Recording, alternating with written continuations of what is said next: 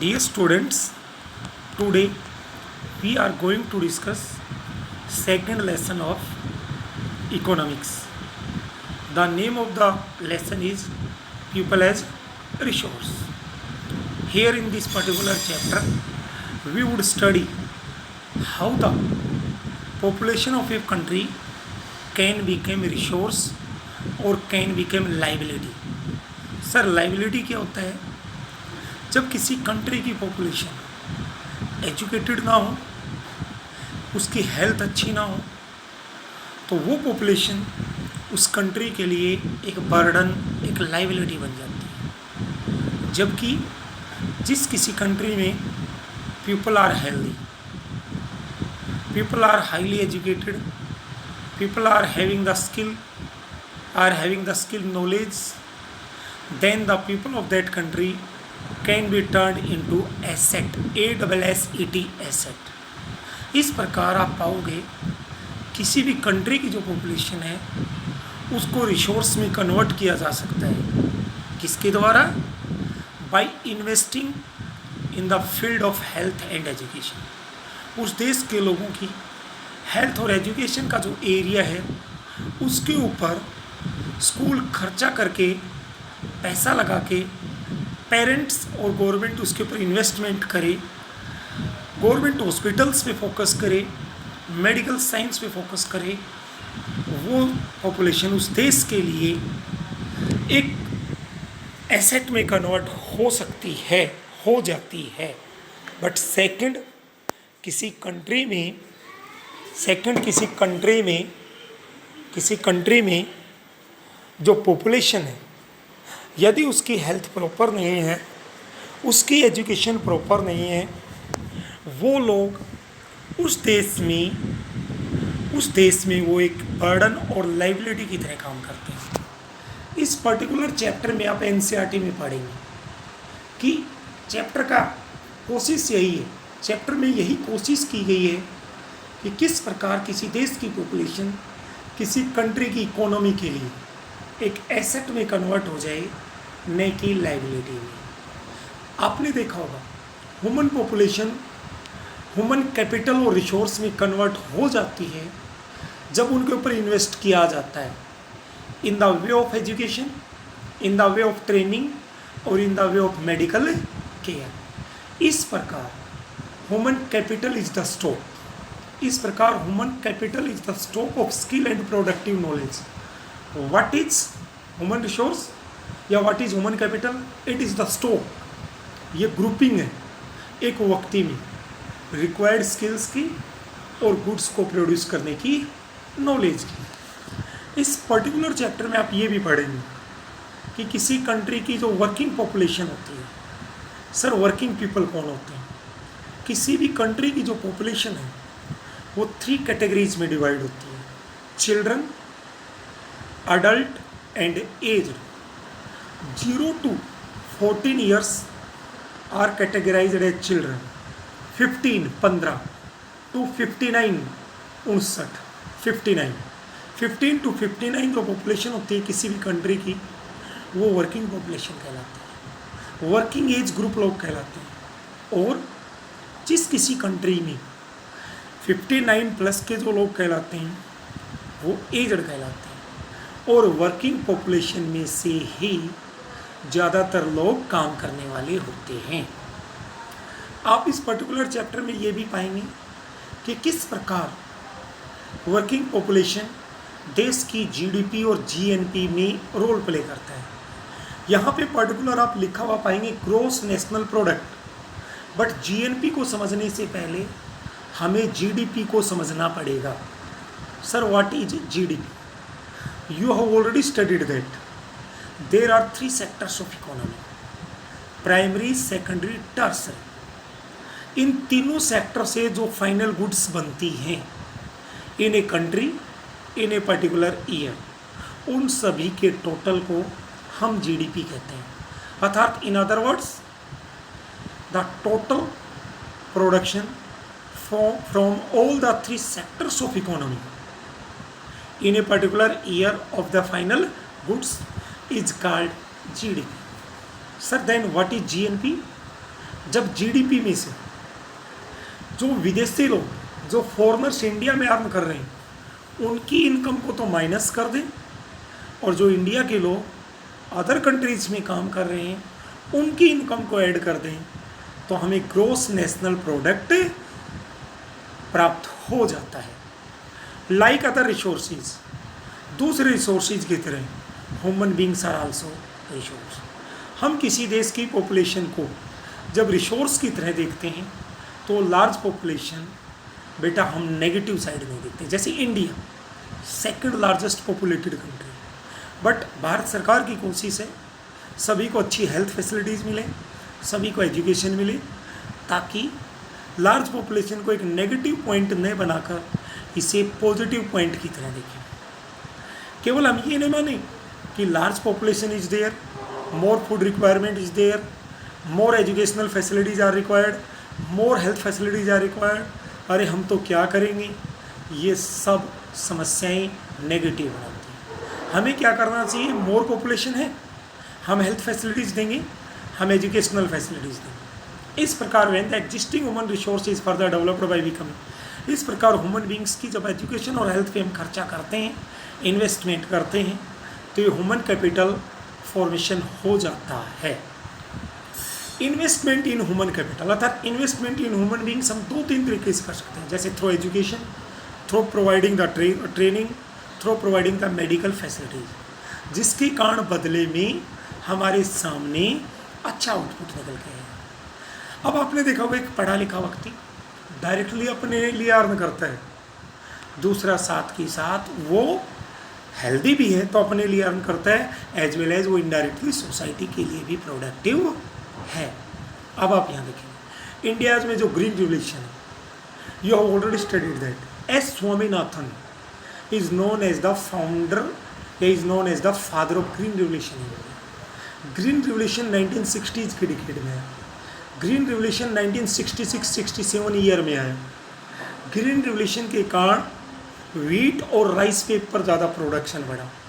Green revolution के कारण पंजाब, हरियाणा और वेस्टर्न यूपी में फ़ायदा ज़्यादा हुआ। अब आप यहाँ पे देखेंगे India green revolution is a dramatic होता है सडन चेंज, कि किस प्रकार हमारी नॉलेज ज़्यादा होगी, हमारी टेक्नोलॉजी उससे बढ़ेगी, तो हम प्रोडक्टिविटी बढ़ा सकते हैं थोड़े रिसोर्स से भी, लेस रिसोर्स से भी। इंडिया आईटी रिवोल्यूशन, इंडिया का जो आईटी रिवोल्यूशन है वो इसका एक बेस्ट उदाहरण है। आगे आप देखेंगे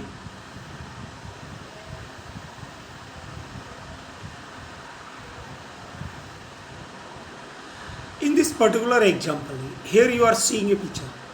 Here is a person who is teaching on blackboard. It means a teacher. He is highly educated.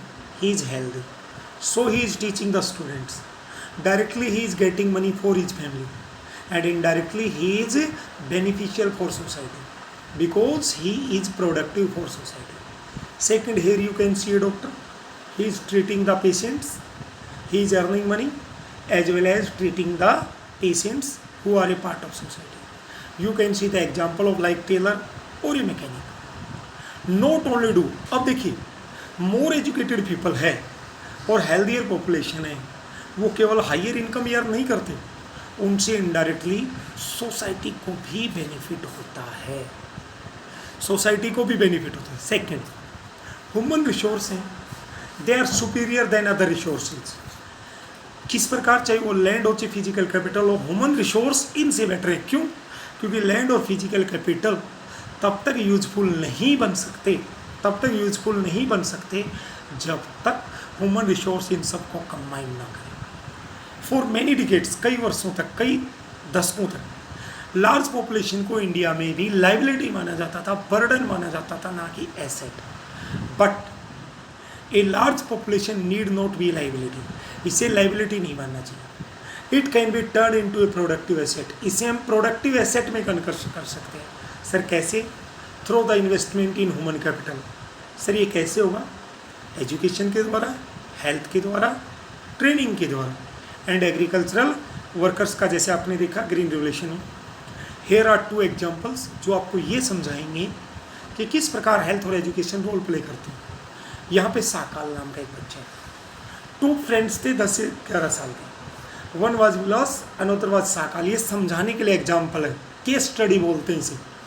किसी चीज़ को समझने के लिए हम कोई एग्जाम्पल लेते हैं, story based, that is known as case study. एक गांव में दो फ्रेंड्स थे, साकाल 12 ईयर ओल्ड, उसकी जो मदर थी वो एक हाउस वाइफ थी, उसके फादर थे वो एक एग्रीकल्चरल वर्कर थे, था फील्ड में काम करते थे। साकाल अपनी माँ को डोमेस्टिक वर्क में मदद करता था, वो घर पे अपने छोटे भाई बहनों को भी देखता था। उसका एक अंकल था, वो मैट्रिक मीन्स 10th पास था, बट वो कोई काम नहीं था तो घर पे बेकार बैठा था, other he was without work. Sakal के फादर बूटा और उसकी मदर शीला ने डिसाइड किया कि वो अपने बेटे को पढ़ाएंगे। उन्होंने अपने बेटे को फोर्स किया गांव के स्कूल को ज्वाइन करने के लिए। अपनी स्टडी पूरी करने के बाद में, अर्थात गांव में स्कूलिंग करने के बाद में वो हायर एजुकेशन के लिए गए। उसके पेरेंट्स ने उसलिए इसको मनाया।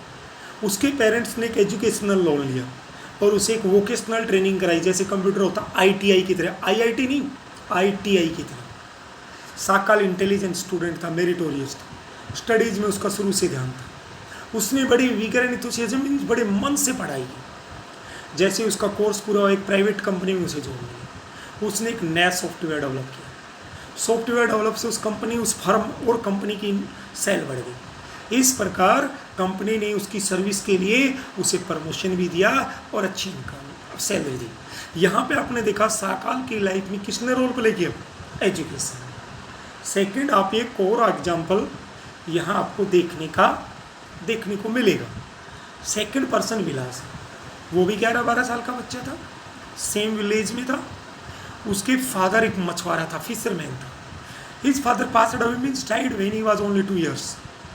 उसकी माता भी उसके पिता की तरह मछली बेचने लगी। वो गांव के लैंड ओनर के पौंड से मछलियाँ परचेज करती, नियर मंडी में सेल करती। सी कुड अर्न ओनली, वो 20-30 रुपये कमाती थी मछली बेच के। विलास समय के साथ आर्थराइटिस नाम की एक बीमारी, जो ये जोड़ों के दर्द की बीमारी होती है, उससे पीड़ित हो गई। उसकी माँ उसे डॉक्टर के पास भी नहीं ले गई। इट मीन्स उसके पास पैसा नहीं था। उसके पास पैसा नहीं था, इसलिए उसको मेडिकल फैसिलिटी नहीं मिली। वो स्कूल भी नहीं जा पाया, वो स्टडीज़ में भी इंटरेस्टेड नहीं था। उसकी माँ कुकिंग करती, घर की देखभाल करती, लाइकवाइज। इस प्रकार आप देखेंगे वो बड़ा हुआ तो केवल यही मछली बेच के कुछ पैसा कमा रहा है। साकाल और विलास की स्टोरी में आपने देखा होगा हेल्थ और एजुकेशन ने रोल प्ले की। इन दिस 2 केस स्टडीज में, 2 स्टडीज में आपने पाया कि साकाल स्कूल गया, विलास नहीं गया। साकाल फिजिकली स्ट्रॉन्ग था और हेल्दी था, और आपने देखा होगा इसलिए उसे डॉक्टर के पास भी फ्रिक्वेंटली नहीं जाना पड़ता था। जबकि विलास एक पेशेंट था पर्टिकुलर डिजीज़ का।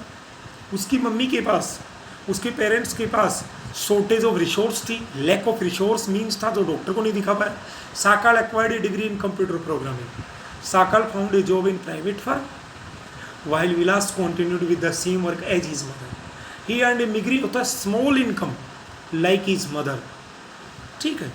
In the case of Sakal, Sakal में आपके केस में क्या हुआ कि कुछ वर्षों तक उसने पढ़ाई की, उसकी लेबर की क्वालिटी बढ़ गई, उसकी प्रोडक्टिविटी बढ़ गई, और इस प्रकार आप देखोगे उसने खुद भी अर्न किया और देश की GDP में भी उसने रोल प्ले किया।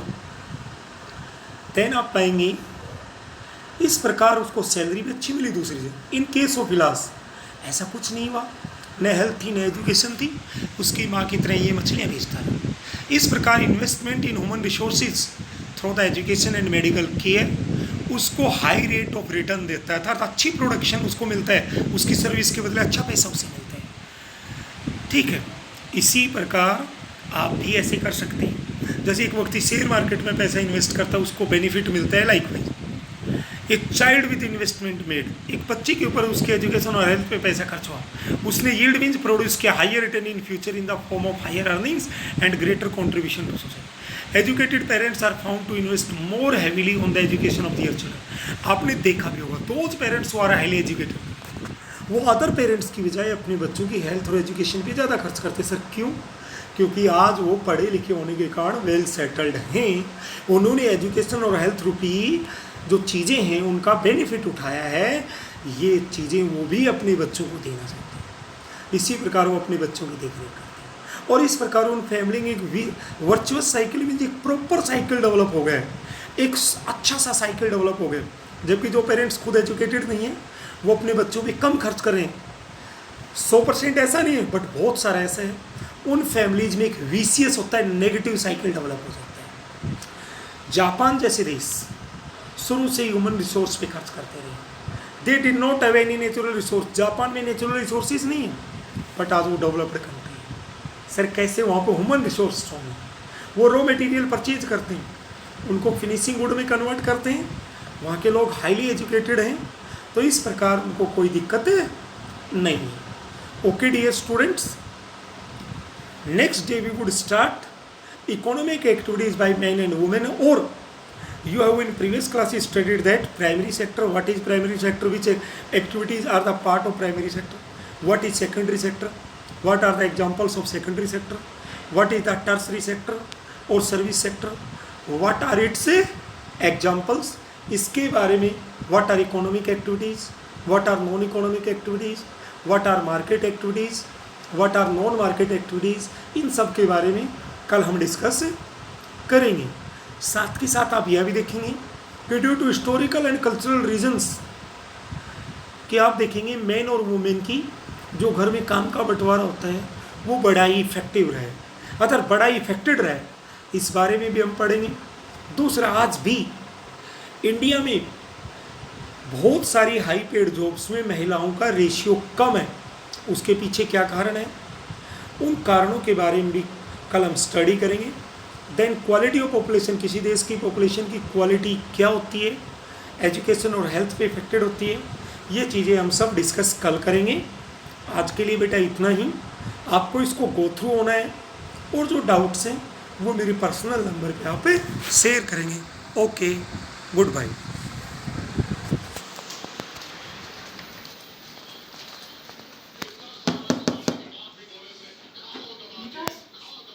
विकास बोल रहे हैं।